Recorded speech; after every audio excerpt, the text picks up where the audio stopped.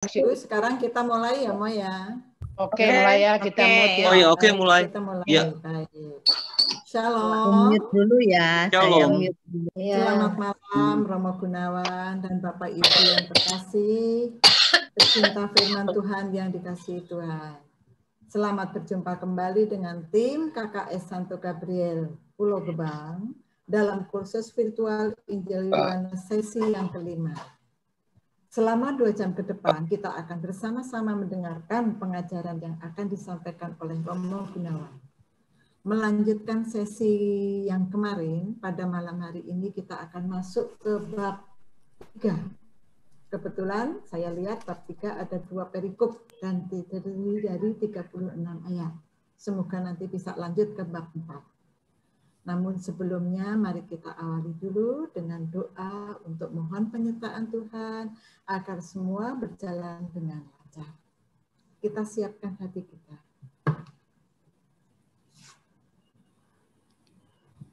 Dalam nama Bapa dan Putra dan Roh Kudus. Amin. Bapa, sungguh kami mengucap syukur atas anugerah, kesehatan, dan waktu yang Kau berikan kepada kami, sehingga pada malam hari ini kami bisa melanjutkan kursus virtual Injil Yohanes sesi yang kelima. Berkatilah acara ini dari awal hingga akhir. Dan curahkanlah Roh Kudus-Mu atas kami, agar apa yang akan disampaikan oleh Romo Gunawan bisa kami pahami dengan baik. Dan berkatilah juga Romo Gunawan untuk menyampaikan firman-Mu, agar apa yang akan disampaikan benar-benar berasal dari Engkau. Bapa, malam hari ini kami mohon berkati juga peralatan dan jaringan internet yang kami gunakan agar semua bisa berjalan dengan lancar sesuai dengan kehendak-Mu. Semua ini kami sampaikan kepadamu dengan perantaraan Tuhan kami Yesus Kristus. Amin. Dalam nama Bapa dan Putra dan Roh Kudus. Amin. Bapak Ibu yang terkasih, sebelum kita mulai pada sesi pengajaran, perlu kami infokan beberapa slide berikut ini. Silakan Pak Lintaka.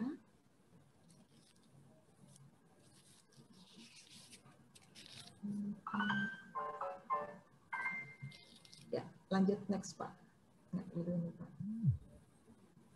Ini ya baik. Untuk seperti biasa, tata tertib untuk mengikuti Zoom meeting pada malam hari ini, peserta diperkenankan masuk mulai pukul 19.15 seperti yang tadi sudah kita lakukan untuk saling sapa satu sama lain.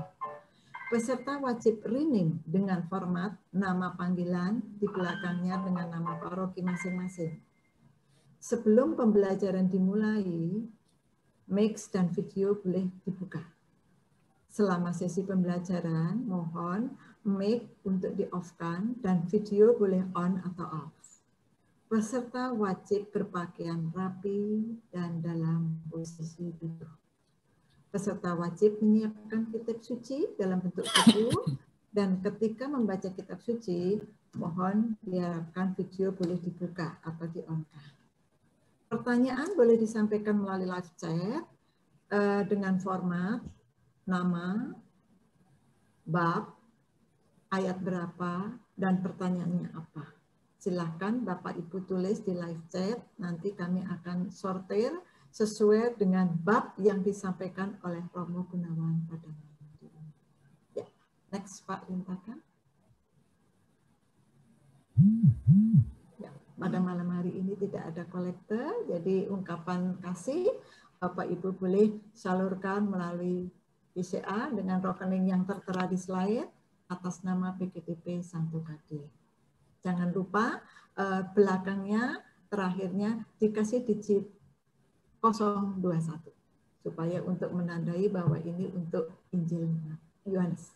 Ya, silakan next Pak. Oke, ya. Itu beberapa yang perlu kami sampaikan. Sekarang waktu kami persilahkan kepada Romo Gunawan. Monggo Romo.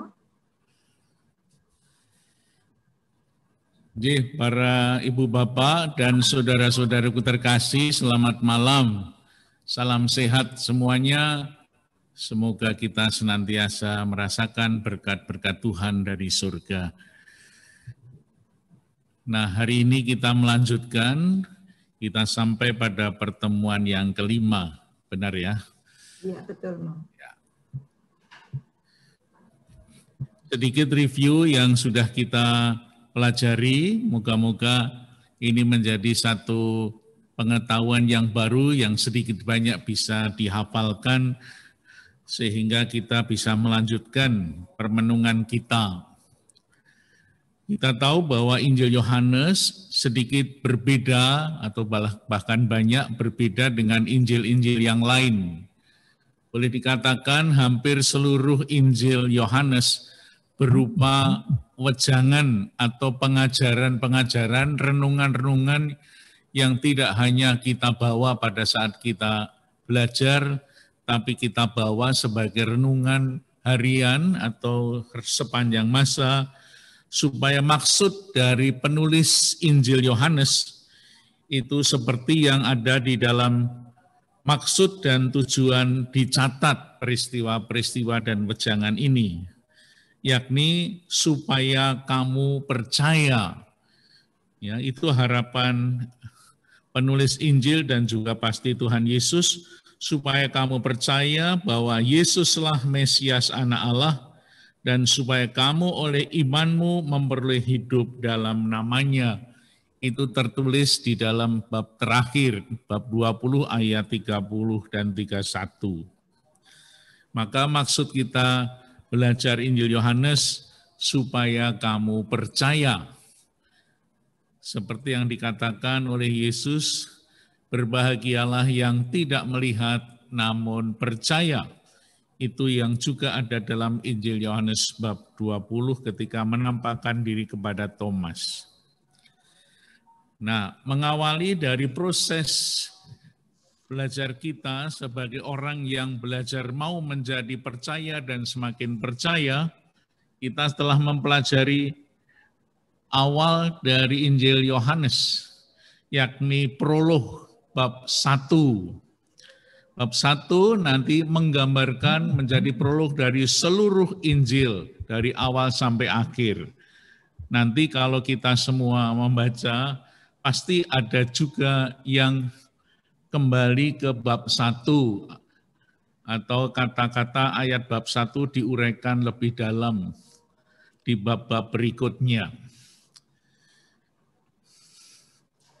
Itu bab 1, kemudian bab 1 peralihan itu murid-murid yang pertama. Lalu bab 2 sampai bab 12 kita mempunyai kitab yang disebut kitab tanda-tanda. Ya. Jadi bab 2 sampai bab 12 ada 7 tanda. Pasti ini sudah hafal begitu, supaya kita hafal dan tahu dan percaya, kita ulang-ulang sedikit secara singkat. Lalu baru ditutup dengan bab 21 sebagai epilog penutup. Nah, saudara-saudaraku terkasih, minggu lalu kita sudah mulai dari bab 2 dan bagian pertama bab 2 sampai bab 4 itu disebut sebagai judulnya dari Kana ke Kana. Ya. Kita melihat dari peta itu, kita melihat Kana itu ada di atas, di Galilea. Salah satu cara untuk mempelajari kitab suci sangat membantu sekali kalau kita bisa sedikit hafal atau tahu persis letak-letak kota yang ada di Israel. Sangat membantu sekali. Jadi minggu lalu kita belajar peristiwa di Kana yang di atas dekat Danau Galilea. Lalu dari situ nanti akan kembali ke situ lagi. Bab 2 itu kita melihat Yesus di Kana mengubah air menjadi anggur. Itu menjadi tanda pertama. Lalu tanda kedua di bab 4 akhir itu ada di Kana lagi. Maka dari bab 2 sampai bab 4 akhir ada bab 3 dan bab 4. Ya. Jadi bab 3 dan bab 4 itu apa? Sebelum Yesus kembali ke Kana, Yesus pergi ke Yerusalem. Jadi ke bawah, jauh. Dari atas ke bawah ke Yerusalem. Di situ Yesus waktu itu membersihkan, menyucikan bait Allah dengan mengusir pedagang-pedagang. Lalu Yesus kembali lagi ke Kana. Tetapi sebelum ke Kana, Yesus ketemu dengan bab 3, itu ketemu Nikodemus. Dan setelah ketemu Nikodemus di bab 4, sebelum sampai di Kana, Yesus harus melewati Samaria. Dan di bab 4 itulah Yesus ketemu wanita Samaria yang ada di sumur Yakub. Nah, kalau kita semua tadi membaca tujuan hidup, tujuan tulisan Yohanes adalah supaya kamu percaya. Hari ini kita mau melihat seorang yang bernama Nikodemus, bab 3, berproses dari gelap menjadi terang, dari tidak tahu apa-apa menjadi percaya, dari orang-orang Yahudi yang fanatik, yang ternyata di hadapan Yesus tidak tahu apa-apa, ketika ketemu Yesus mendapat wejangan yang luar biasa. Sehingga orang yang tadinya tidak percaya, akhirnya Nikodemus menyatakan diri di hadapan umum, di hadapan masyarakat, bahwa saya percaya kepada Yesus. Bahkan Nikodemus mengantar jenazah Yesus sampai di kubur, tanda iman dan cintanya kepada Yesus. Nah, saudara-saudara, sekarang kita mau melihat setelah Yesus ke Yerusalem dan mau kembali ke Kana, di Yerusalem masih ketemu dengan seorang yang bernama Nikodemus. Kita mau melihat kisahnya Nikodemus seperti apa. Mari kita baca sambil mengenal siapakah Nikodemus dan bagaimana kiprahnya. Sepintas pasti kita pernah mendengar kisah tentang Nikodemus karena juga sering dibaca di gereja. Bab 3 adalah seorang Farisi yang bernama Nikodemus, seorang pemimpin agama Yahudi. Nah, kita melihat dari ayat 1, penginjil memperkenalkan dua tokoh yang tampil di bab 3, yaitu Nikodemus yang bertemu dengan Yesus. Ya, jadi Nikodemus dan Yesus. Nikodemus itu diberi penjelasan tentang pribadinya dan apa pekerjaannya dan bagaimana status hidupnya. Adalah seorang Farisi. Ini adalah sebuah cara bagaimana penginjil ini mau memperkenalkan orang. Adalah seorang Farisi. Kita pernah juga melihat sebuah memperkenalkan tokoh seperti ini dalam kitab Samuel. Misalnya saja ketika memperkenalkan nama Elkana yang ada di dalam kitab suci perjanjian lama. Nah, kita lihat siapakah itu Nikodemus. Nikodemus adalah seorang Farisi. Ya, Farisi itu apa?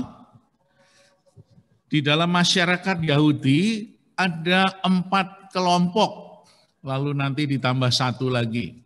4 kelompok atau dikatakan kalau zaman sekarang 4 partai yang ada di dalam masyarakat Yahudi.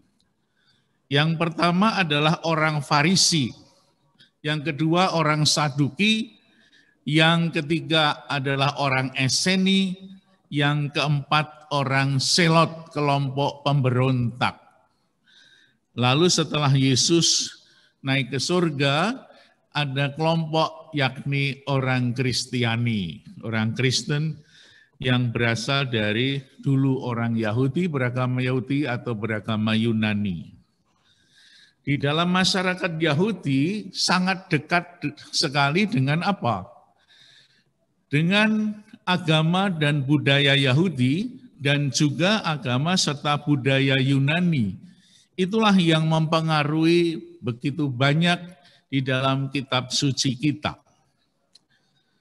Orang Farisi dan juga orang Saduki, Eseni, dan juga orang Zelot, dan kemudian orang Kristen, kelima kelompok itu muncul, boleh dikatakan sebagai reaksi atas atas munculnya gerakan yang sangat kuat, yaitu budaya Helenistis atau budaya Yunani yang kemudian merebak sampai ke seluruh daratan Eropa. Mereka mempunyai tujuan membuat seluruh dunia ini berkebudayaan Yunani, Helenistis. Dan itu berpengaruh sekali ketika ada di Roma misalnya saja, untuk memilih seorang pejabat tinggi yang bisa menduduki jabatan tinggi, harus tahu budaya Yunani dan bahasa Yunani. Sehingga bahasa Yunani itu sungguh mendunia saat itu. Berawal dari mana? Berawal dari seorang panglima yang sangat hebat, namanya Alexander Agung dari Makedonia. Dia adalah seorang tokoh besar yang sangat pandai di dalam hal peperangan dan segala-galanya. Dia adalah murid dari Aristoteles yang sangat terkenal itu di Athena. Maka tahun 333 sebelum Masehi, boleh dikatakan Alexander Agung memimpin tentara-tentaranya mau menguasai seluruh daratan Eropa dan juga Asia. Ya. Mulailah mereka memperluas peperangan atau wilayahnya sambil, dan ini yang penting, sambil menyebarkan budaya Yunani. Dan mulailah sampai ke daerah Palestina, sampai ke Yerusalem. Sudah banyak orang yang memeluk agama Yunani dan budaya Yunani. Bagi orang-orang muda dan juga orang-orang elit, budaya Yunani ini sangat menarik sekali. Sehingga orang boleh dikatakan sampai anak-anak muda, orang tua, itu sangat tertarik pada budaya Yunani yang sangat segar, menyenangkan, dan memang sangat menarik. Apa yang terjadi? Budaya Yunani yang percaya kepada dewa-dewi, bahkan ada budaya-budaya yang sampai ke Indonesia sekarang ini, misalnya demokrasi itu berasal dari Yunani, demos kratos, dan lain sebagainya, itu menarik bagi banyak orang. Itu ada mulai abad ketiga sebelum Masehi dan sampai di Israel, Palestina, itu abad kedua, sudah hampir semua orang di Palestina, Yerusalem, sungguh menyenangi agama atau budaya Helenistis, wilayah berbudaya Yunani. Sehingga kalau kita mau melihat terjadinya budaya Yunani yang menguasai Israel, banyak orang yang sangat fanatik terhadap budaya Yahudi, tidak mau terima budaya Israel, budaya Yunani. Sehingga terjadilah sebuah peperangan antara Yunani dan Yahudi. Kalau kita pernah membaca kitab Makabe dan Deuterokanonika yang jumlahnya 7 buku itu, 7 buku Deuterokanonika itu ditulis pada saat budaya Yunani menguasai Israel. Oleh karena itu 7 buku Deuterokanonika yang isinya 7, Yudit, Tobit, Baruk, Putra Sirah, Kebijaksanaan Salomo, dan 1-2 Makabe, itu Deuterokanonika. Itu semua ditulis pada zaman Palestina dijajah oleh budaya Helenistis, budaya Yunani. Sehingga praktis tulisannya adalah tulisan berbahasa Yunani, kitab suci berbahasa Yunani. Oleh karena itu orang-orang Israel tidak mau menerima tulisan Deuterokanonika, Deutero itu kedua, kanon yang kedua. Karena apa? Dianggap tidak asli dari orang-orang Ibrani, dari bahasa Ibrani. Tapi orang-orang Katolik itu memakai kitab suci itu, Deuterokanonika, sebagai kitab suci yang indah, yang bagus, cerita-ceritanya menarik, dan itu bisa membuahkan satu pengetahuan dan peneguhan iman bagi kita semua. Nah, reaksi atas hadirnya budaya Helenistis ini, ada partai-partai yang muncul dan praktis mereka juga menolak hadirnya budaya Yunani itu. Ya. Salah satu dari anggota kelompok Farisi, ya, itu namanya Nikodemus. Farisi itu artinya apa? Farisi itu artinya terpisah. Orang-orang Farisi ini terdiri dari orang-orang awam yang berpegang mutlak pada Taurat dan tafsiran-tafsiran lisan yang dilakukan oleh para ahli Taurat sejak zaman Ezra. Zaman Ezra itu kapan? Kita masih ingat orang-orang Yehuda itu dibuang ke Babilonia tahun 586. Babilonia itu sekarang di Irak Selatan. Irak Utara itu kerajaan Asyur. Nah, nanti ada hubungannya dengan bab 4 Injil Yohanes. Lalu 50 tahun mereka berada di pembuangan Babilonia. Setelah 50 tahun mereka diperbolehkan pulang ke Yerusalem karena Babilonia kalah perang dengan Persia. Raja Sirus itu mengalahkan Babilonia sehingga orang-orang Yehuda, orang Yerusalem yang tinggal di Babilonia diperbolehkan kembali ke Yerusalem.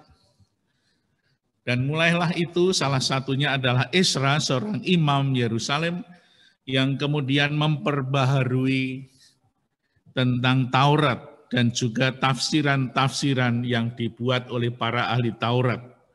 Maka kelompok itu disebut kelompok orang Farisi. Orang Farisi punya Taurat yang tertulis, seperti yang ada dalam buku kitab Perjanjian Lama, ada 5 kitab Taurat Musa, kakak ibu, Kejadian, Keluaran, Imamat, Bilangan, Ulangan, kakak ibu. Selain itu, punya tafsiran-tafsiran atau yang disebut Taurat lisan. Dan itulah yang menjadi pegangan kuat bagi orang Farisi. Beda dengan orang Saduki, itu hanya percaya pada Taurat Musa tok, tidak mau dengan tafsiran-tafsiran yang lain. Sehingga seringkali terjadi bentrokan antara kelompok orang Farisi dan orang Saduki dengan pemahaman-pemahaman yang berbeda. Orang Farisi, untuk menjadi orang Farisi itu berat. Harus belajar 6 tahun minimal. Untuk belajar Taurat dan Taurat lisan dan tertulis itu.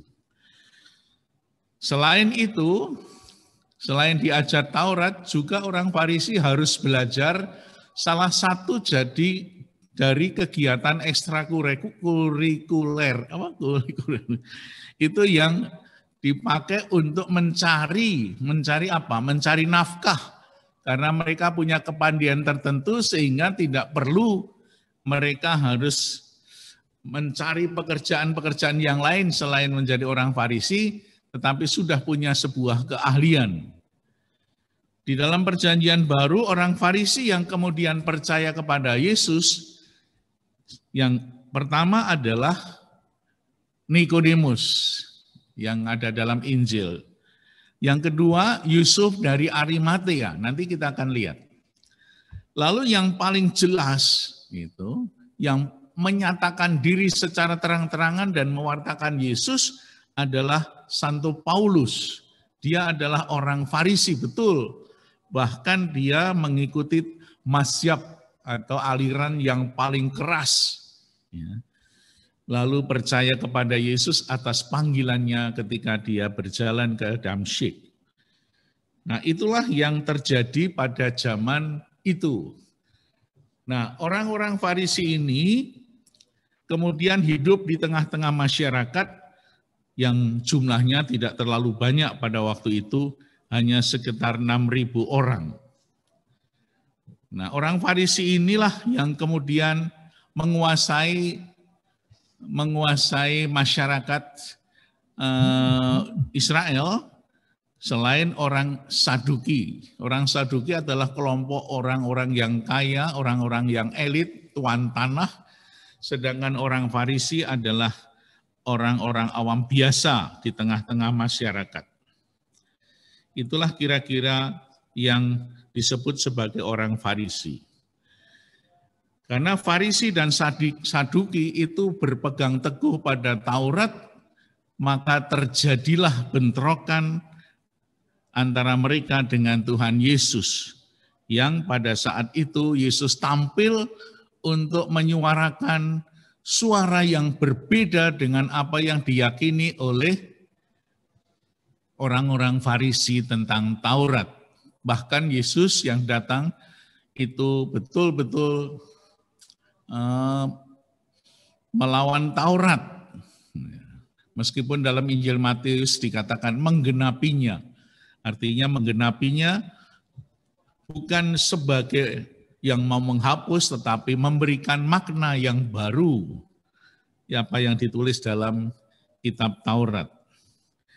Nah, kalau kita melihat kemarin, kita buka kitab suci kita, ketika Yesus berada di Yerusalem, itu sudah banyak membuat mukjizat, membuat banyak tanda-tanda. Kita lihat bab 2 ayat 23,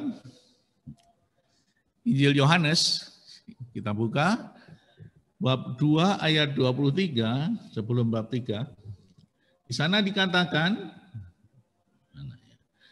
dan sementara Yesus di Yerusalem, selama hari raya Paskah, banyak orang percaya dalam namanya karena mereka telah melihat tanda-tanda yang diadakannya. Nah, jadi kita melihat Yesus ketika di Yerusalem sudah banyak melihat tanda-tanda. Kemarin diceritakan, mungkin Bunda Maria termasuk salah satu yang juga melihat tanda-tanda yang dibuat oleh Yesus sebelum Yesus mengadakan tanda pertama di Kana. Nah, sekarang kita melihat Yesus membuat tanda-tanda di Yerusalem, Nikodemus berada di Yerusalem. Salah satu orang Farisi yang juga melihat tanda-tanda yang dibuat oleh Yesus adalah Nikodemus. Ya, ini konteksnya. Maka saat itulah Nikodemus yang melihat tanda-tanda Yesus, yang di dalam Injil Yohanes tidak diambil semua, tidak diceritakan semua, hanya 7 tanda. Maka Nikodemus juga melihat dan tertarik pada pribadi Yesus yang banyak membuat tanda-tanda itu. Oleh karena itu, Nikodemus yang seorang Farisi itu ingin berjumpa dan pengen menjadi muridnya. Nah, itulah kisahnya. Padahal orang-orang Farisi di bab 2 ayat 13 kemarin, ya, bentrokan pertama terjadi antara Yesus dengan orang-orang Yahudi atau pemimpin-pemimpin agama Yahudi. Maka bentrokan ini mengawali bentrokan-bentrokan yang nanti akan terjadi dalam setiap bab dalam Injil Yohanes. Nah, bentrokan inilah yang mengawali permusuhan antara Yesus dengan orang-orang atau pemimpin agama Yahudi. Orang-orang Yahudi sudah mulai panas dan meminta tanda. Tanda apakah yang bisa kau tunjukkan bahwa engkau berkuasa untuk menyucikan atau merombak bait Allah ini, mengusir orang-orang pedagang-pedagang. Yesus mengatakan sesuatu yang tidak bisa dimengerti oleh orang-orang Yahudi, rombaklah bait Allah ini, dalam 3 hari akan kudirikan kembali. Ini menarik bagi Nikodemus, seorang agama Yahudi, seorang Farisi, dan juga disebutkan bahwa dia adalah anggota Mahkamah Agama, anggota Sanhedrin. Ya. Sanhedrin adalah Mahkamah Agama, seperti di sini Mahkamah Agung, tetapi khusus untuk agama Yahudi. Dalam bab 3 ayat 1 dikatakan, adalah seorang Farisi bernama Nikodemus, seorang pemimpin agama Yahudi. Berarti dia adalah orang yang cukup terkenal, cukup ternama di masyarakat Yahudi. Yang kedua, ia datang pada waktu malam kepada Yesus dan berkata, Rabi, kami tahu bahwa engkau datang sebagai guru yang diutus Allah. Sebab tidak ada seorang pun yang dapat mengadakan tanda-tanda yang engkau adakan itu jika Allah tidak menyertainya. Berarti Nikodemus memang sudah melihat tanda-tanda yang dibuat oleh Yesus. Lalu dia berkata apa? Ia datang pada waktu malam kepada Yesus. Lihat, pada waktu malam. Kalau kita mempelajari Injil Yohanes, ini ada simbol-simbol. Ada malam, ada siang, ada terang, ada gelap.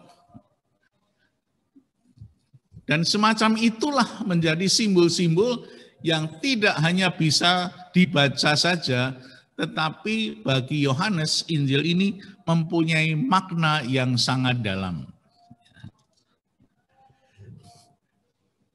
Nah, kita lihat, kalau kita melihat secara keseluruhan dalam beberapa bab Injil Yohanes itu seringkali mempunyai pola yang sama.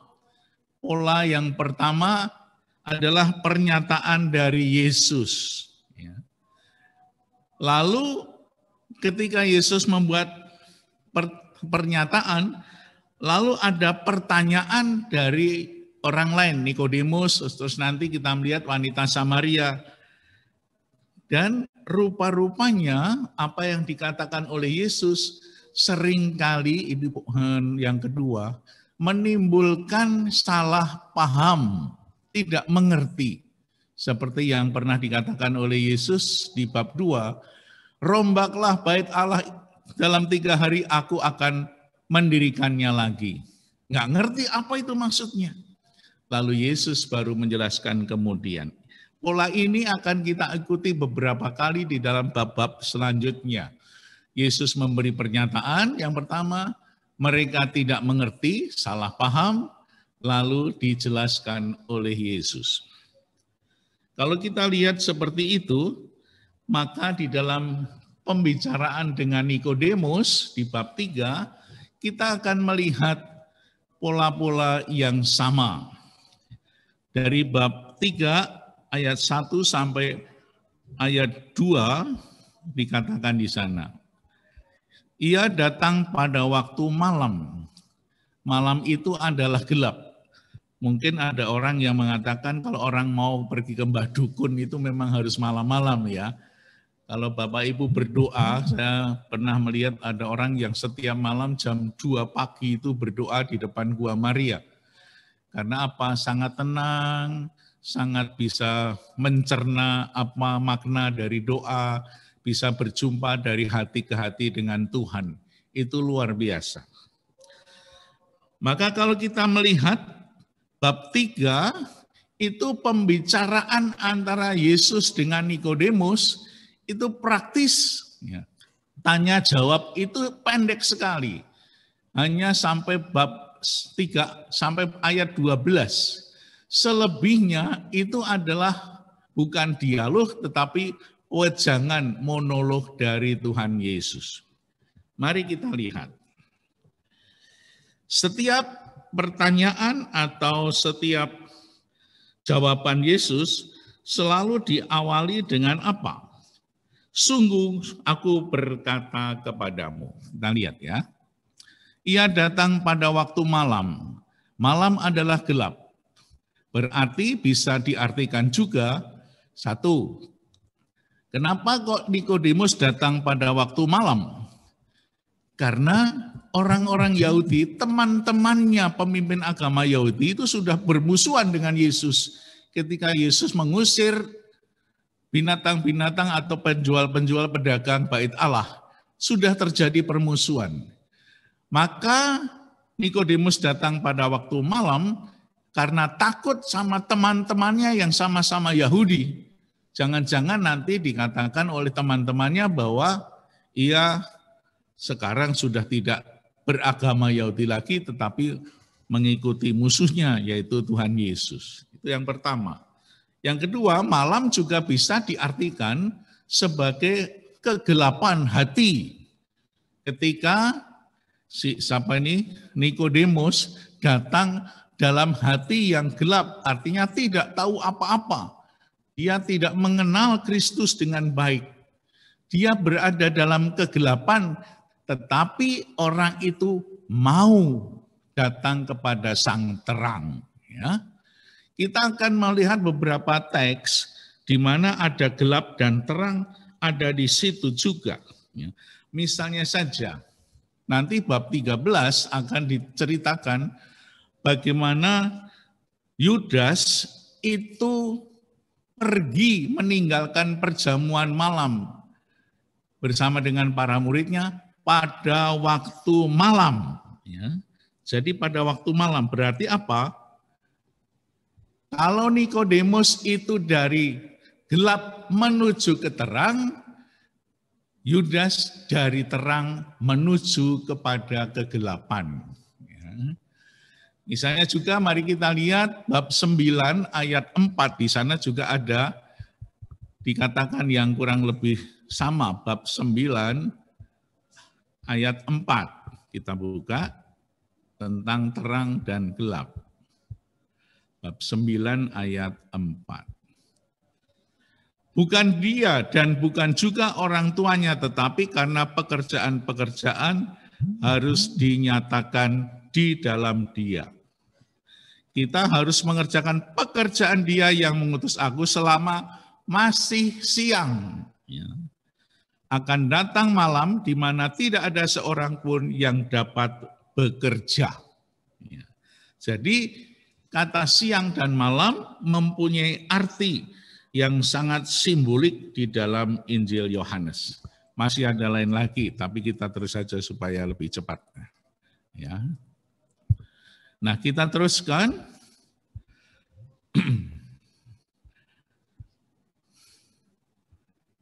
Apa yang ditanyakan oleh Nikodemus dijawab oleh Yesus. Meskipun pertanyaannya bagus tetapi kurang pas, tapi betul tapi kurang pas ya. Apa yang kurang pas di sana? Rabi, kami tahu bahwa engkau datang sebagai guru yang diutus Allah.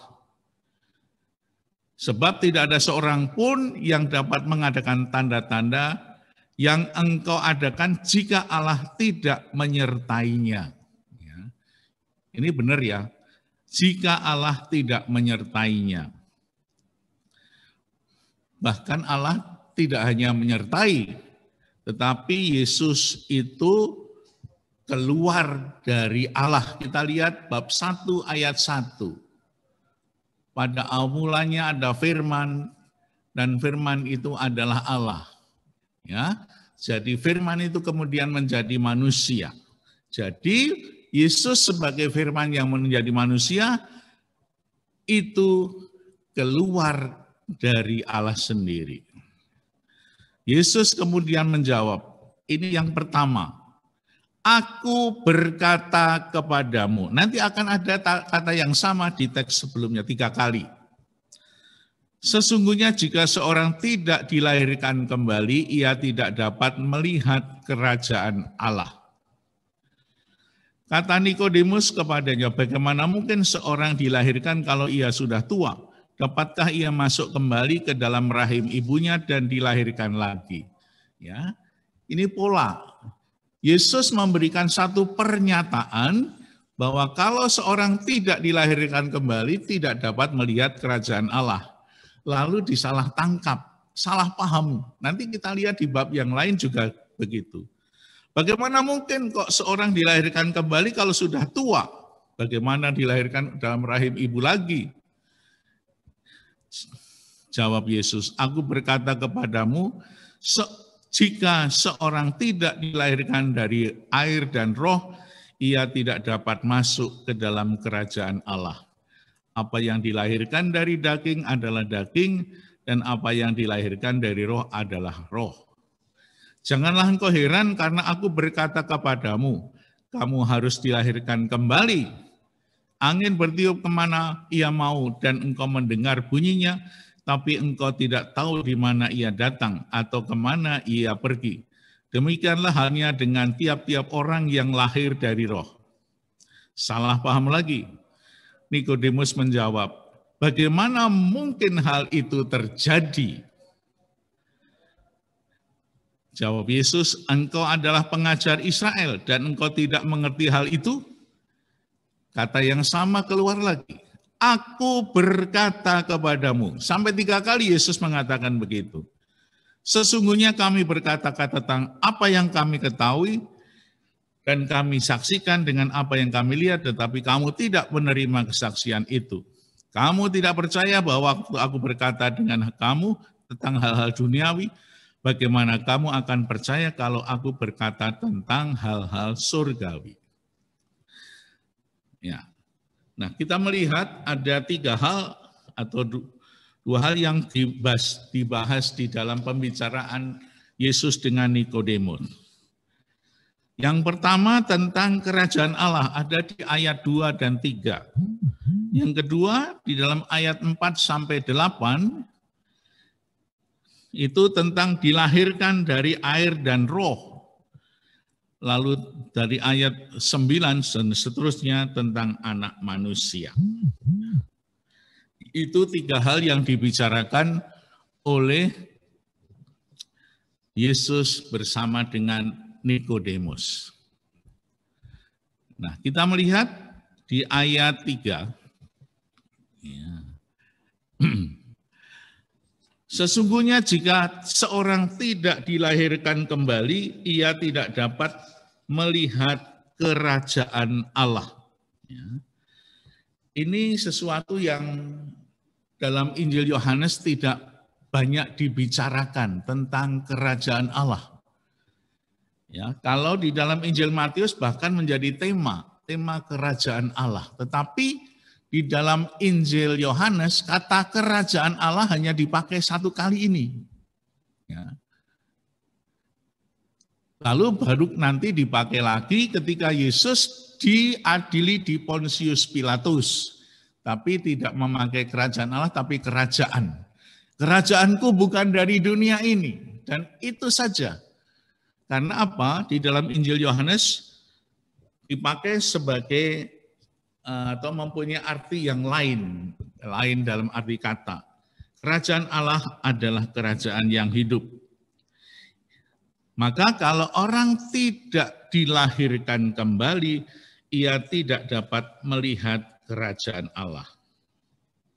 Nah, kalau tadi Yesus disebut sebagai guru yang datang dari Allah, Sebutan ini ya sebetulnya tidak menjelaskan siapakah sebenarnya Yesus. Yesus bukan hanya datang dari Allah, tetapi Yesus adalah keluar dari Allah.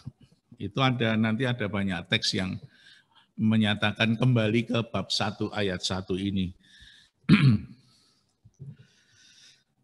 Sebetulnya kalau kita melihat pembicaraan antara Nikodemus dengan Yesus, itu praktis Nikodemus tidak bertanya dengan jelas ya, pertanyaannya tidak jelas. Nanti baru mendapat kejelasan ketika Yesus menjawab, oh ini toh maksud pertanyaannya itu.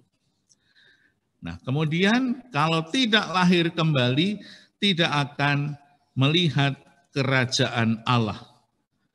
Apa artinya dilahirkan kembali? Nah ini Nikodemus salah tangkap lagi. Bagaimana kok dilahirkan?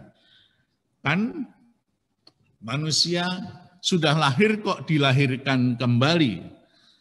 Bahkan dilahirkan kembali dalam air dan roh. Artinya apa?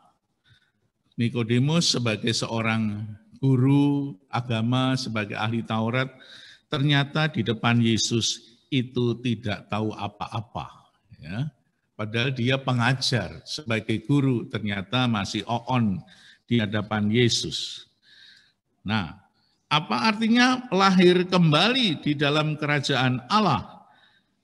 Artinya setiap orang yang mau mengikuti Kristus harus menjadi manusia baru secara radikal. Mungkin kata radikal sekarang ini agak jelek ya artinya ya. Artinya seluruh pribadinya, pikiran, perkataan, perbuatan, dan lain-lainnya harus berubah total menjadi manusia baru.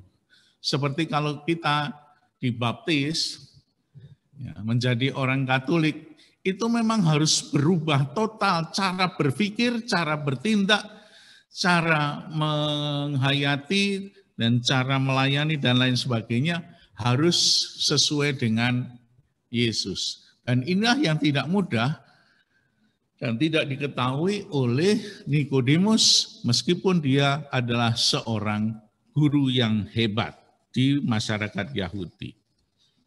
Itu yang pertama. Yang kedua tentang dilahirkan dari air dan roh. Apa itu artinya? Ketidakmengertian Nikodemus membawa dia kepada pernyataan berikut itu yang tadi. Bagaimana mungkin hal itu terjadi? Kali ini Yesus berbicara tentang lahir dari air dan roh. Ya, bukan lahir sebagai manusia dari rahim ibunya dalam keluarga. Tetapi Yesus mau mengatakan sesuatu yang baru.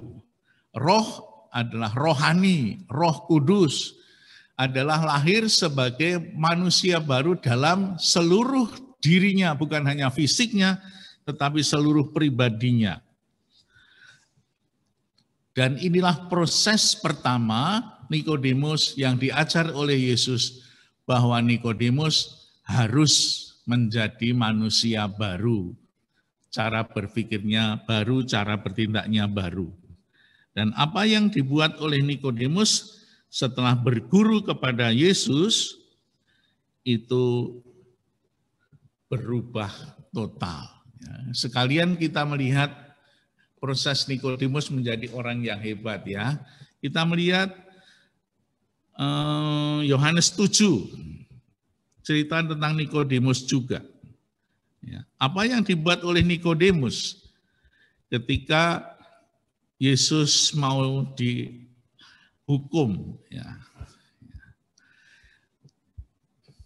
Kita lihat bab 7 yang terakhir.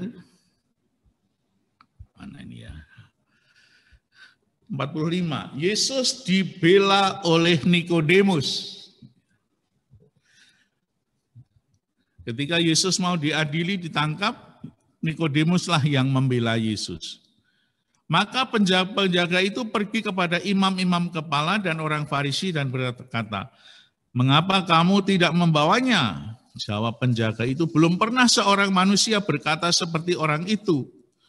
Orang-orang Farisi itu berkata kepada mereka, adakah kamu juga disesatkan? Adakah seorang di antara pemimpin yang percaya kepadanya atau seorang di antara orang Farisi? Tapi orang banyak ini tidak pernah mengenal hukum Taurat, terkutuklah mereka.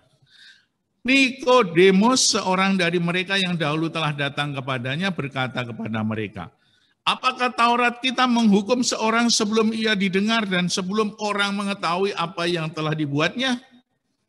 Itulah pembelaan Nikodemus, ya. Jadi pelajaran atau wejangan yang dibuat atau dikatakan oleh Yesus kepada Nikodemus mulai tumbuh dan berkembang. Nikodemus berani mencari yang kebenaran. Dan Yesus dibela ketika Yesus mau ditangkap.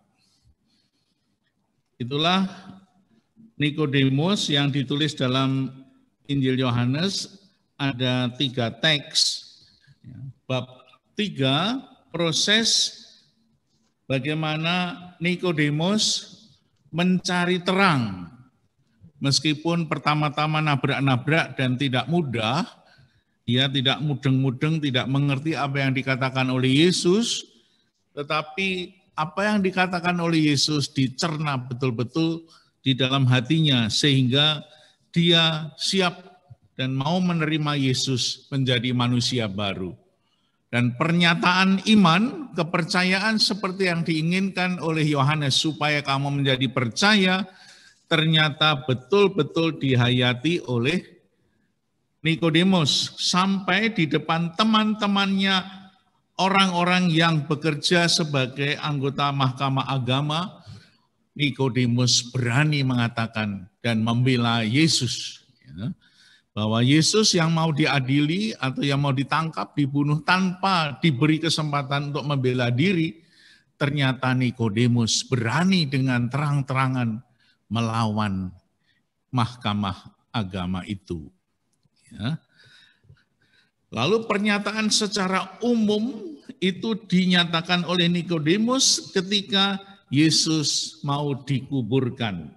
Di dalam bab 19, Yesus dikuburkan. Ya.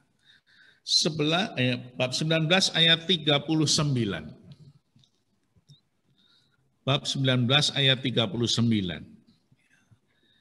Atau supaya lengkap dari atas. Sesudah itu Yusuf dari Arimatea. Ini sama dengan Nikodemus. Artinya sama sebagai orang Farisi dan menjadi anggota Mahkamah Agama. Dia bersama, Yusuf Arimatea bersama dengan Nikodemus, 2 orang inilah yang berani menyatakan di depan umum secara terang-terangan, sekarang ini saya percaya dan menjadi murid Yesus. Dan inilah yang diharapkan oleh Yohanes penulis Injil, supaya kamu juga percaya. Ia murid Yesus tetapi sembunyi-sembunyi karena takut kepada orang Yahudi. Meminta kepada Pilatus supaya ia diperbolehkan menurunkan mayat Yesus, dan Pilatus meluluskan permintaannya. Lalu datanglah ia dan menurunkan mayatnya. Juga Nikodemus datang ke situ. Dialah yang mula-mula datang pada waktu malam kepada Yesus. Ia membawa campuran minyak mur dengan minyak gaharu, kira-kira 50 kati beratnya. Apa maknanya Nikodemus membawa 50 kati minyak gaharu? Itu ukuran pada saat itu, kalau seorang raja besar yang mati itu dikuburkan dengan minimal minyak gaharu 30 kati, itu ukuran untuk raja. Dan kalau Nikodemus membawa sampai 50 kati, itu berarti lebih dari seorang raja, raja di raja. Sehingga Nikodemus yang tadinya takut-takut, yang tadinya berada dalam kegelapan, bertemu dengan Yesus, dia mendapatkan terang yang luar biasa. Dan secara terang-terangan ya, mengantar jenazah Yesus ke makam. Ini suatu pernyataan di depan publik bahwa dia percaya. Maka kita belajar dari Nikodemus juga bahwa kita sebagai orang yang percaya kepada Kristus harus berani menyatakan juga di depan publik. Ini tidak mudah. Banyak konsekuensinya, misalnya saja kita mau makan di warung, berani nggak tanda salib terang-terangan. Kadang-kadang susah, tidak mudah. Berani tapi kecil-kecilan aja deh salibnya. Nah itulah yang terjadi. Tetapi Nikodemus seorang yang berproses dari gelap menjadi terang. Dia bertemu dengan sang sumber terang. Dan prosesnya pasti tidak mudah. Kalau kita kembali lagi kepada bagaimana proses pertama Nikodemus, bahkan dikatakan oleh Yesus, engkau adalah pengajar Israel dan engkau tidak mengerti hal itu. Padahal dia pengajar Israel. Sesungguhnya kami berkata tentang apa yang kami ketahui dan kami bersaksi tentang apa yang kami lihat, tetapi kamu tidak menerima kesaksian itu. Nah, itulah Yesus memberi kesaksian tentang Sang Firman, ya, Allah sendiri. Lalu sebetulnya dibaptis dari air dan roh itu sudah ada sejak perjanjian lama. Masa kamu sebagai ahli Taurat tidak tahu apa yang ditulis dalam perjanjian lama? Misalnya salah satunya tentang roh itu dalam kitab Nabi Yehezkiel 11 ayat 19. Kita lihat. Yehezkiel 11 ayat 19. Apa yang dikatakan di sana? Ini salah satu dari beberapa teks yang saya hanya mau menunjukkan bahwa tentang roh itu sudah ada di dalam perjanjian lama. Mestinya Nikodemus tahu sebagai ahli Taurat. Dikatakan apa di sana? Dalam kitab Yehezkiel 11 ayat 19. Aku akan memberikan mereka hati yang lain dan roh yang baru di dalam batin mereka. Juga aku akan menjauhkan dari tubuh mereka hati yang keras dan memberikan mereka hati yang taat. Nah, ini sudah tertulis di sana bahwa tentang roh, masa kamu orang Farisi nggak tahu.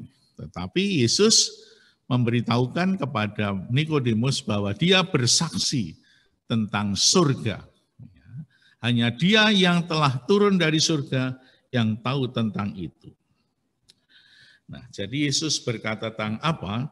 Tentang hidup abadi yang diperoleh dari setiap orang yang percaya kepada Anak Manusia. Itu tadi dikatakan. Lalu tentang gelar Anak Manusia. Minggu lalu sudah ada yang bertanya tentang gelar Anak Manusia. Ya, gelar Anak Manusia itu dipengaruhi oleh kitab Daniel 7. Kalau Bapak Ibu sudah membaca Daniel 7, itu mirip-mirip dengan apa yang dikatakan tentang anak manusia. Misalnya saja, di dalam kata gelar anak manusia itu digunakan dalam 3 konteks. Ya. Misalnya satu, pada saat pengadilan, kita melihat Matius 25 minggu lalu, ayat 31, pengadilan. Lalu saat datang ke dunia. Dan yang ketiga, saat harus menanggung kesengsaraan dan kematian. Di sana ditulis anak manusia. Nah, di dalam Injil Yohanes, sebagaimana para penginjil sinoptik, kita melihat sinoptik juga menulis tentang anak manusia.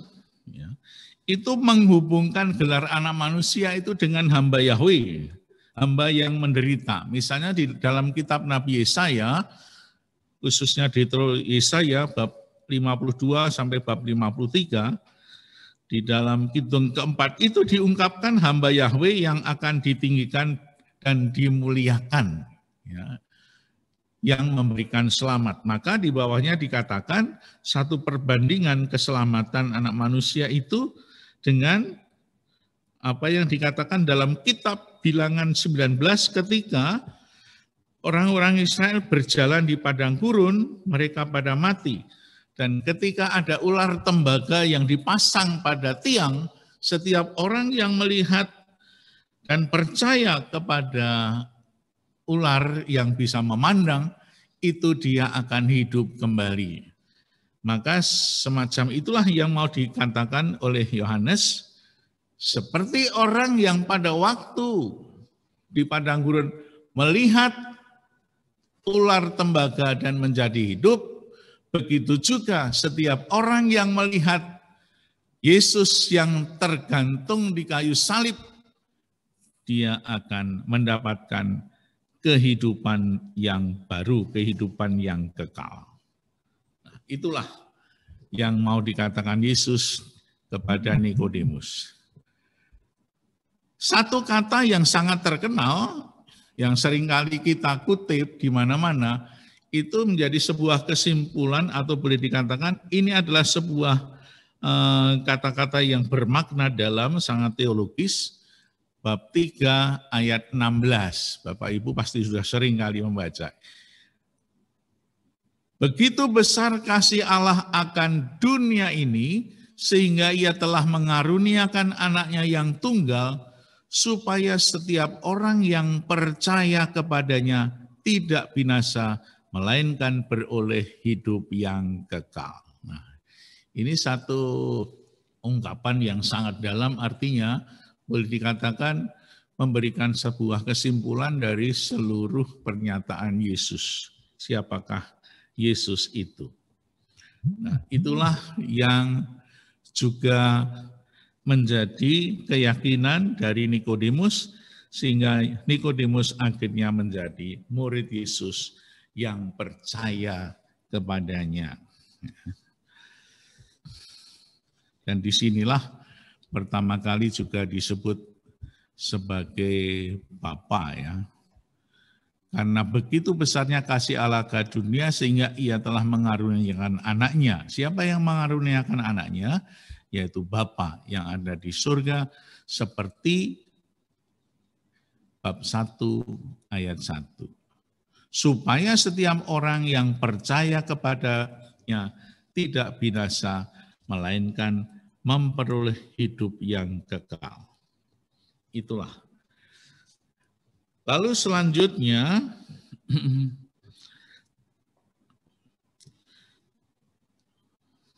konsekuensi daripada apa yang dibuat oleh manusia, seandainya manusia menolaknya, konsekuensi moral.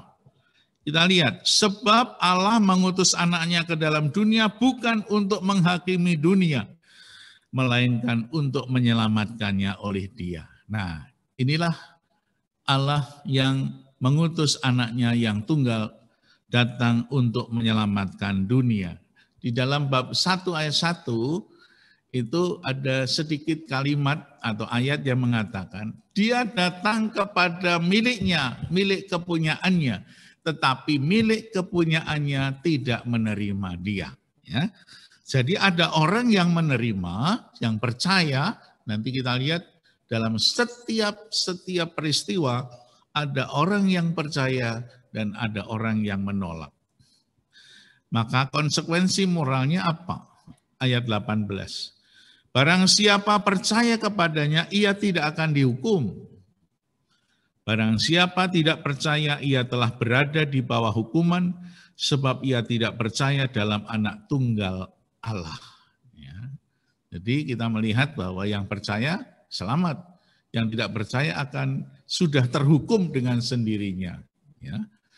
Ini contohnya misalnya saja kayak orang yang bersalah, misalnya ada yang nyolong barang gitu ya misalnya. Itu kan sebetulnya dia itu meskipun orang tidak melihat dia itu sudah merasa dilihat orang, jangan-jangan dia tahu ya, jangan-jangan dia ngerti. Padahal orang lain tidak tahu sama sekali. Dia sudah merasa berada di bawah hukuman itu sendiri. Lalu 19, hukuman itu apa? Terang telah datang ke dalam dunia, tetapi manusia lebih menyukai kegelapan daripada terang, sebab perbuatan-perbuatan mereka jahat. Terang itu siapa? Dalam bab 1 dikatakan firman itu menjadi manusia. Itulah terang. Jadi orang yang menerima firman adalah orang yang berada di dalam terang. Kalau perbuatannya jahat, dia tidak mau menerima terang. Itu seperti dikatakan dalam bab 1 yang nanti akan diuraikan dalam seluruh bab.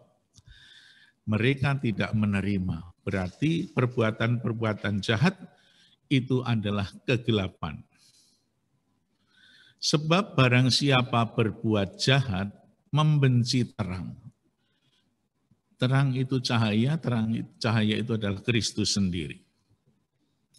Maka siapa yang membenci terang itu tidak datang kepada terang itu, supaya perbuatan-perbuatannya yang jahat itu tidak tampak. Tetapi barang siapa melakukan yang benar, ia datang kepada terang. Ya. Dia bersahabat dengan sang terang. Dia mau berjumpa, bersahabat dengan sang terang, supaya menjadi satu, menjadi nyata bahwa perbuatan-perbuatan mereka dilakukan dalam Allah. Itulah perjumpaan antara Yesus dengan Nikodemus di dalam bab 3 ayat 1 sampai 21. Nah, dari 21 ayat yang ada dalam bab 3 itu, bagian pertama, itu dialognya itu hanya terjadi sampai bab 9 atau kalau diteruskan sedikit sampai bab ayat 12. Sesudah itu praktis seluruh kata-kata atau ayat yang ada dalam Injil Yohanes bab 3 itu wejangan Yesus semua. Dan inilah yang juga nanti akan kita lihat di bab-bab selanjutnya.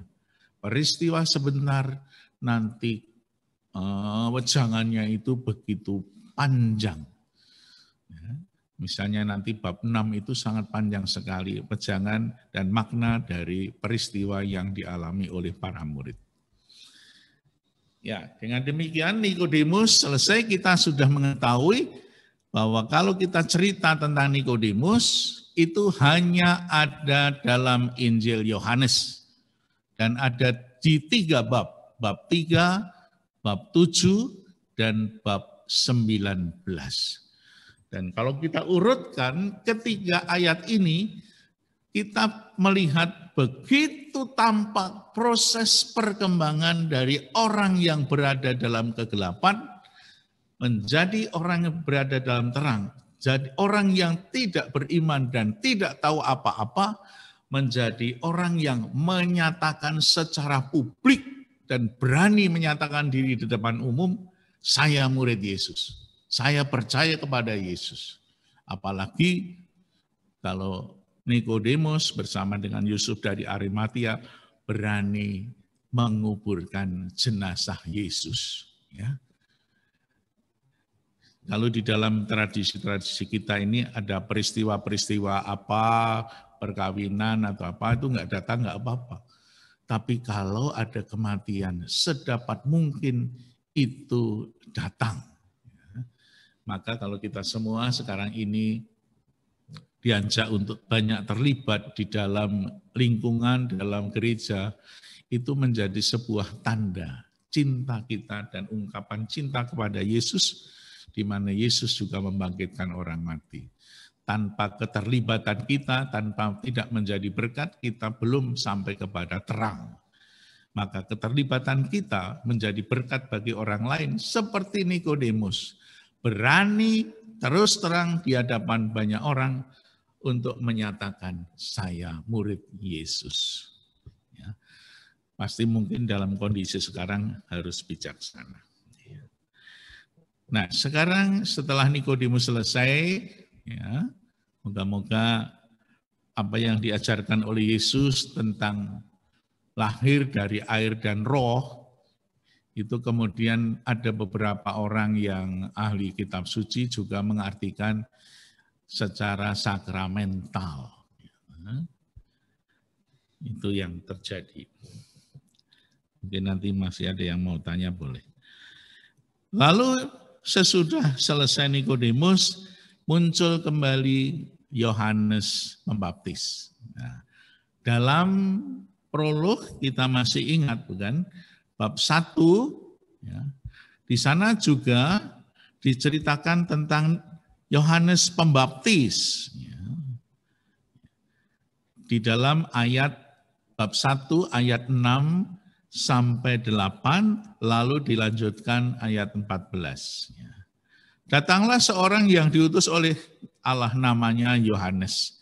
Ia datang sebagai saksi, memberi kesaksian. Ia bukan terang itu, tapi harus memberi kesaksian tentang terang itu. Lalu ayat 14,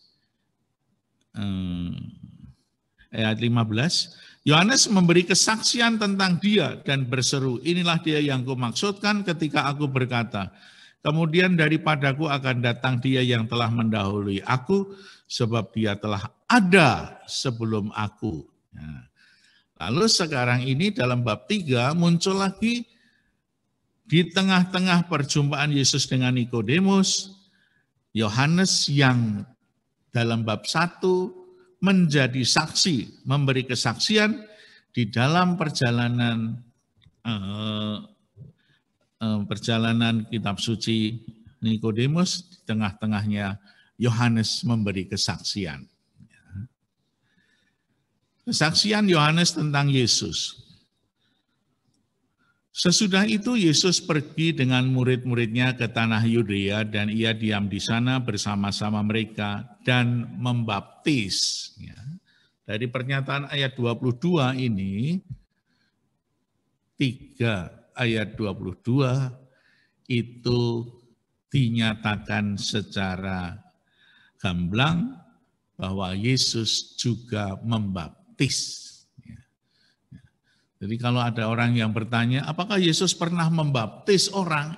Jawabannya ada di sini. Bab 3 ayat 22. Di mana? Di tanah Yudea. Tempatnya di mana? Kemungkinan itu penjelasannya ada di bawah. Akan tetapi Yohanes pun membaptis juga di Ainon dekat Salim. Kemungkinan Yesus juga di sekitar situ, di Ainon. Ya. Di jalan Tipar itu ada satu travel bis dan apa itu namanya, bis kecil itu namanya travel Ainon. Gitu. Ya, saya waktu itu ke sana tanya, kok namanya Ainon? Diambil dari mana? Ya waktu itu ada seorang Katolik yang memberitahu tentang Ainon, di mana Yesus membaptis. Ya. Nah, disinilah Yesus membaptis. Meskipun nanti di dalam bab 4 dikatakan Yesus tidak membaptis, yang membaptis itu murid-muridnya. Ya, itu lain lagi. Karena di dekat Salim, sebab di situ banyak air dan orang-orang datang ke situ untuk dibaptis. Tetapi di dalam Injil Yohanes tidak ada cerita tentang Yesus yang dibaptis oleh Yohanes. Ya. Karena pemahaman teologi dalam Injil keempat ini agak berbeda. Sebab pada waktu itu Yohanes belum dimasukkan ke dalam penjara. Ya, ini satu penjelasan lagi tentang dipenjarakannya Yohanes. Yohanes Pembaptis dan Yohanes penulis Injil itu beda ya. Itu yang harus dicerna betul-betul. Yohanes penulis Injil diyakini itulah murid Yesus. 1 dari 12 murid Yesus. Yohanes Pembaptis adalah anak dari Zakarias dan Elisabet. Supaya tidak rancu karena namanya sama, Yohanes. 1 Yohanes Pembaptis, 1 Yohanes murid Yesus yang sering disebut di dalam Injil itu murid yang dikasihi. Ya, tidak pernah disebut Yohanes, nggak ada. Kalau di dalam teks itu ada Yohanes, berarti itu Yohanes Pembaptis. Nah, waktu itu diceritakan Yohanes Pembaptis di penjara. Sebelum di penjara dia masih membaptis. Ini satu keterangan di mana Yohanes sebelum dipenjara itu juga membaptis orang. Mengapa kok Yohanes Pembaptis dipenjarakan? Itu kita bisa melihat dari kisah-kisah sinoptik. Karena waktu itu yang berkuasa di sekitar Galilea itu namanya Herodes Antipas. Ya, itu di dalam Matius bab 14 itu ada ceritanya bagaimana Yesus juga pernah ketemu dengan Antipas di pengadilan dan Yohanes itu dibunuh oleh Herodes karena masalah Herodias. Nah, kalau kita melihat bagan di situ, siapakah Herodes itu? Kita lihat yang pertama adalah Herodes Agung. Herodes Agung itu adalah Herodes yang hidup pada zaman Yesus kanak-kanak. Yesus masih kanak-kanak, diancam oleh Herodes Agung, lalu mengungsi ke Mesir. Itu Matius 2. Ya. Itu namanya Herodes Agung. Herodes Agung itu istrinya 10. Ya. Ada yang tidak dikenal. Ya. Lalu dari 10 itu ada beberapa yang terkenal. Dari istri yang di sini, ya, kalau nggak salah, istri yang namanya Maltake itu mempunyai anak namanya Herodes Antipas, kakaknya namanya Herodes Archelaus. Lalu yang di tengah itu namanya Herodes Filipus. Herodes Filipus inilah yang sebetulnya ada Herodes Filipus 2 ya. 1 Filipus 1 dan 2. Yang Herodes Filipus yang di sebelah paling kiri setelah Aristobulus itu Herodes Filipus yang menikah dengan Herodias. Tetapi kemudian direbut oleh Antipas. Ya. Jadi zaman dulu sudah ada rebutan istri. Ya. Jadi kalau sekarang ini ada seorang laki-laki merebut istrinya orang lain, itu dia adalah pembaca setia Herodes Antipas. Ya. Merebut istri saudara lain ibu. Ya. Maka ditegur oleh Yohanes Pembaptis. Mengapa kamu mengambil istri saudaramu? Maka Antipas kemudian dendam sekali sama Yohanes Pembaptis lalu dipenjara. Dalam cerita yang terkenal itu, anaknya yang namanya Salome itu menari bagus sekali, dipuji. Lalu Herodes Antipas itu bersumpah, kamu mau minta apa saja? Saya akan beri, sekalipun separuh dari kerajaanku. Lalu dia bingung, tanya kepada ibunya yang sudah dendam kepada Yohanes Pembaptis, ini kesempatan baik. Dia minta kepala Yohanes Pembaptis. Akhirnya Yohanes Pembaptis diambil dari penjara dan dipotong kepalanya. Itu bekas istrinya Herodes Filipus yang pertama. Kalau Herodes Filipus yang kedua, ini yang dikenal baik dari sekian banyak Herodes, itu Herodes Filipus adalah Herodes yang paling tenang. Itu mempunyai kerajaan yang di paling utara, di Syria sana. Maka dia mendirikan sebuah kota namanya Kaisaria Filipi, namanya diabadikan di situ. Itulah yang terjadi. Lalu mereka datang kepada Yohanes dan berkata, Rabi, orang yang bersama dengan engkau di seberang sungai Yordan dan yang tentang dia engkau telah memberi kesaksian, dia membaptis juga dan semua orang pergi kepadanya. Jawab Yohanes, tidak ada seorang pun yang dapat mengambil sesuatu bagi dirinya kalau tidak dikaruniakan kepadanya dari surga.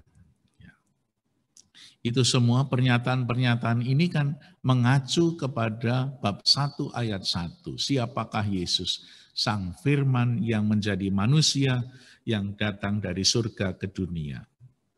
Kamu sendiri dapat memberi kesaksian bahwa aku telah berkata, aku bukan Mesias, tetapi aku diutus untuk mendahuluinya. Mendahuluinya datang, tetapi Yesus ada sebelum Yohanes. Karena Yesus berasal dari Bapa dalam keabadian. Yang empunya mempelai perempuan ialah mempelai laki-laki. Tetapi sahabat mempelai laki-laki yang berdiri dekat dia dan yang mendengarkannya sangat bersukacita mendengar mempelai laki-laki itu.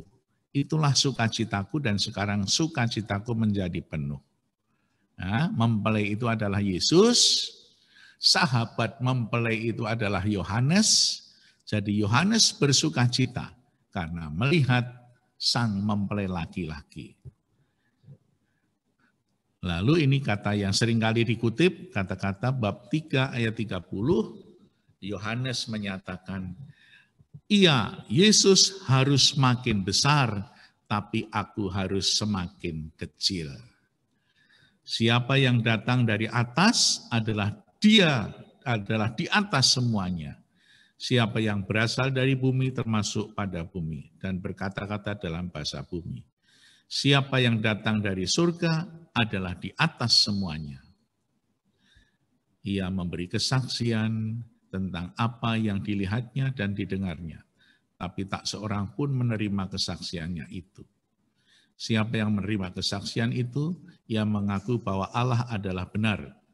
Sebab siapa yang diutus Allah, dialah yang menyampaikan firman Allah. Karena Allah mengaruniakan rohnya dengan tidak terbatas.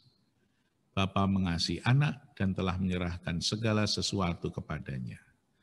Barang siapa percaya kepada anak, ia beroleh hidup yang kekal.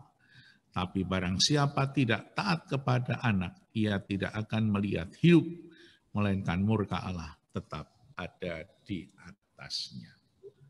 Demikianlah Injil Tuhan. Terima kasih. Tuhan memberkati.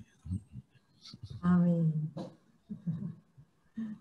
Berakhir sudah untuk ayat yang 36 di bab 3. Ternyata waktunya pas on time menjelang jam 9. 1 detik menjelang jam 9 namanya.